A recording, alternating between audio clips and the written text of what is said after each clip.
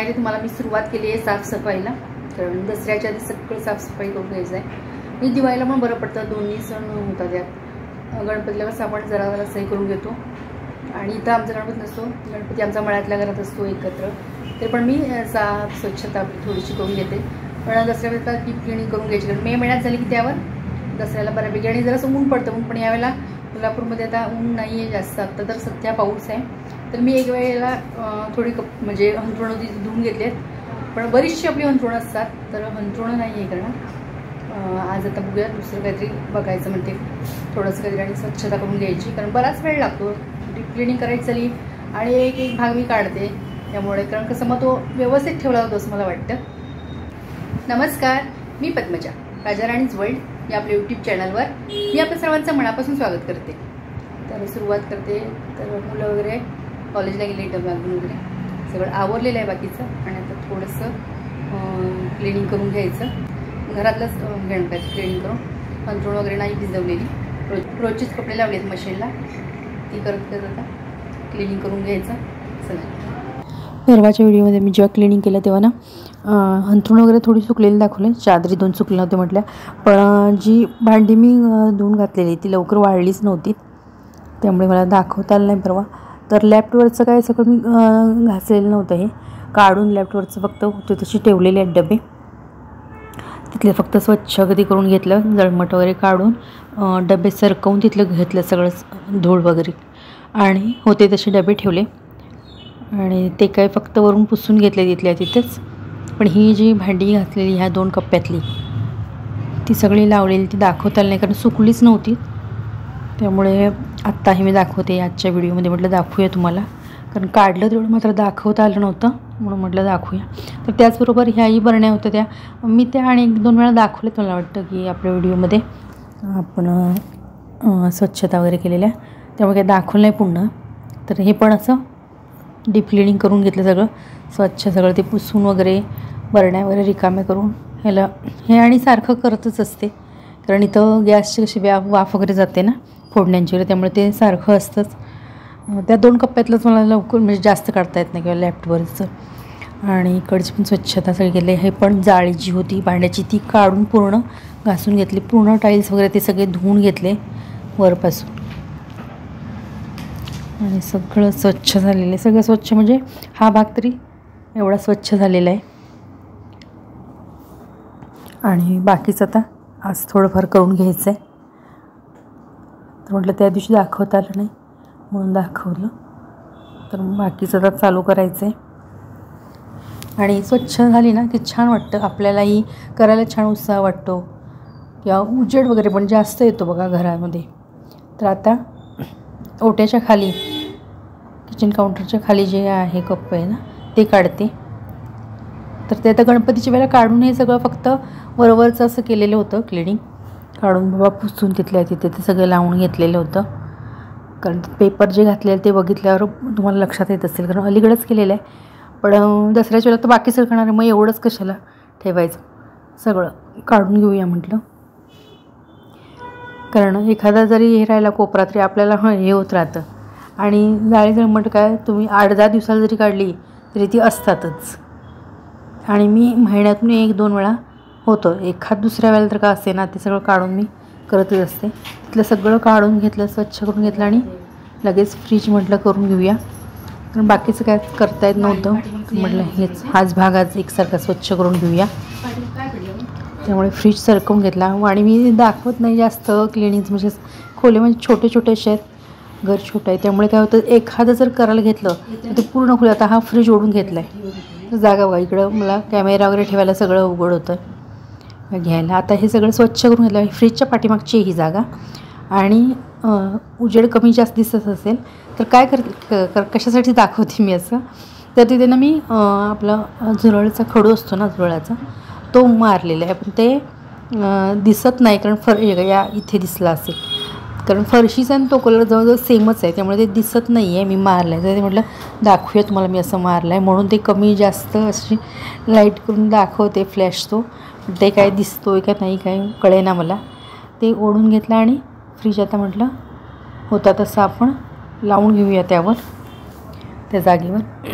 आता तो ढकलून घेते फ्रीज आणि पुसून घेतला आहे पूर्ण, आतून बाहेरून पूर्ण पुसून घेतला, असं क्लीन स्वच्छ करून घेतला. बराच वेळ जातो त्याला, आपल्याला वाटतं एवढंच पण बराच वेळ जातो.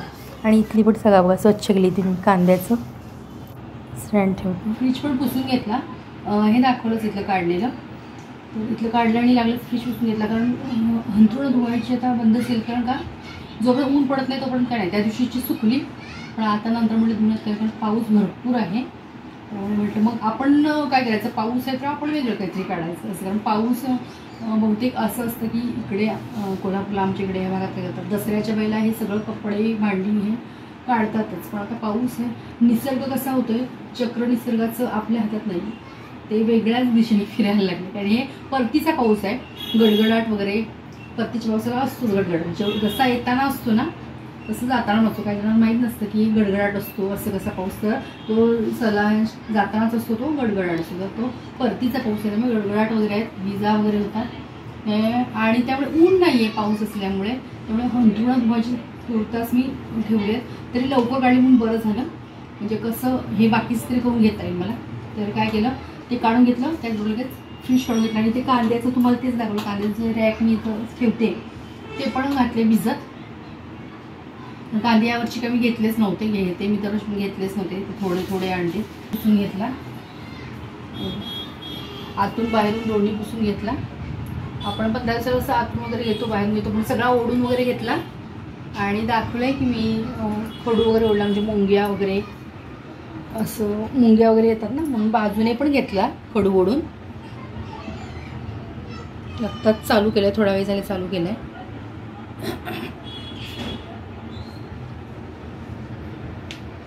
सण असला किंवा मे महिन्यात ना फ्रीज म्हणजे हँडलच्या तिथे तरी खूप घाण होतो, कारण मे महिन्यात मुलं असतात आणि सणासुदीच्या वेळेला आपले हात लागत असतात.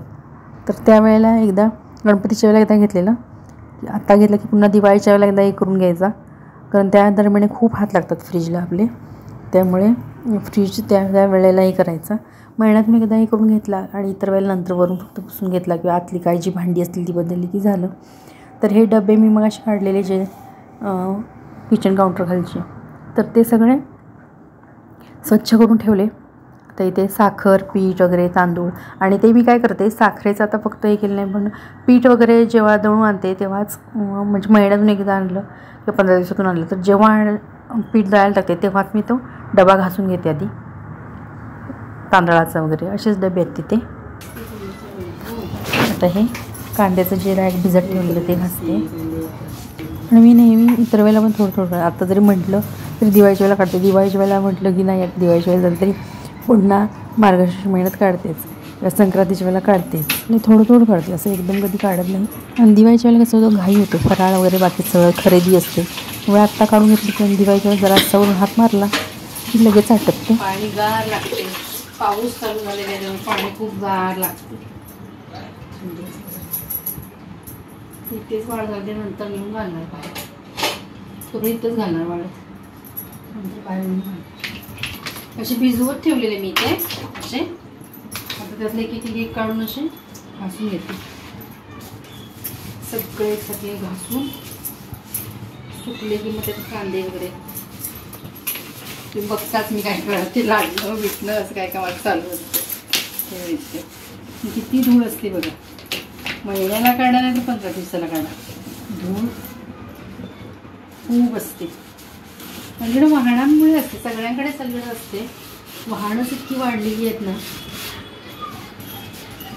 प्रदूषण असतं. तर कोल्हापूरसारख्या ठिकाणी इतकं म्हणजे मांडलं जायचं, तिथं पाणी म्हणा, हवा म्हणा स्वच्छ, पण इथेही आता प्रदूषण आपणच विचार केला पाहिजे. आता ते तरी काही ना काही यावर हे केलं पाहिजे, फार फार हे व्हायला लागेल.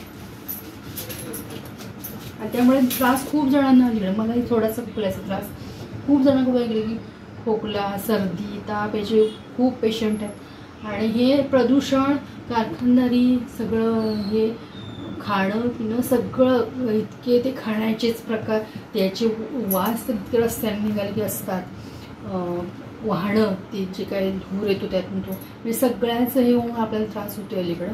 आपण ही कोल्हापूरकरांनी जरासा विचार, प्रत्येकानं विचार करायला पाहिजे, काहीतरी यावर उपाययोजना केली पाहिजे. यासाठी आपण थोडंसं मत मांडलं पाहिजे, बाबा काहीतरी हे होऊ देत म्हणून थोडासा इलाज निघाला पाहिजे. मुलं लहान मुलं वयोवृद्ध येण्याची खूप त्रास होतो. तर हा पूर्ण इथूनचा जो भाग आहे इथंपर्यंत तुम्हाला दाखवला, तर तो छानपैकी स्वच्छ करून घेतला. बाकीचं घ्यायचं आहे अजून थोडं आपलं केलं की स्वच्छ आणि एक वस्तू नीट बघून ठेवता येते. कमी जास्त काही जे करायचं आहे ते करून ठेवता येते. तर आता चहा ठेवला आहे, अंडा आला आहे, चहा ठेवला आहे, चहा घेते आणि जेवणाची सुरुवात करायची. आणि म्हटलं बोलूया म्हणजे मग चहा वगैरे घेऊन चालू करता येईल जेवण. कारण आपलं सकाळी जेवण करून ठेवतो आपण, मग एकदा चालू केलं सगळं की ते त्यातच बसतो. आणि तर जेवण करायचं आहे संध्याकाळचं. आता कॉल वगैरे करायचं पण तो नंतर करणार. आणि तुम्ही सुरुवात केली की नाही. तर पाऊस चालू झालेला आहे, त्यामुळे डबे वगैरे जर घासायचे झाले भरपूर डबे की खूप प्रश्न पडतो. पण ते सुकायला वगैरे मग तो दिवस, कारण परवा दिवशी माझं तसंच झालं म्हणून तुम्हाला मी आजच्या व्हिडिओमध्ये ते दाखवलं. तर मी ते तसंच ठेवलं आणि मग दुसऱ्या दिवशी ते भरून सगळं हे केलं. त्यामुळे आज तुम्हाला ते मी व्हिडिओमध्ये दाखवलं असं झालं. कारण काच वगैरे सुकायला जरासा वेळ लागतो असं होतं ना, तसं स्टील पण सुकायला वेळच लागतो. आजचा व्हिडिओ आवडल्यास नक्की लाईक, शेअर आणि आपल्या यूट्यूब चॅनल अजूनही सबस्क्राईब केलं नसल्यास प्लीज सबस्क्राईब करा. व हा व्हिडिओ तुम्ही नवीनच पाहत असल्यास प्लीज सबस्क्राईब करा.